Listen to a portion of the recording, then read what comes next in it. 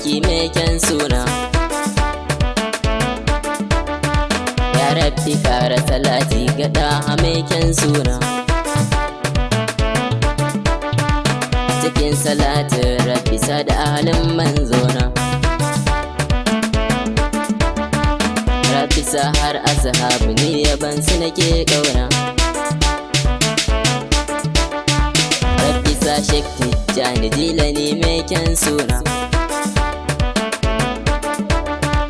Rabbi sa Sheikh Barhama Inyasi ne burina.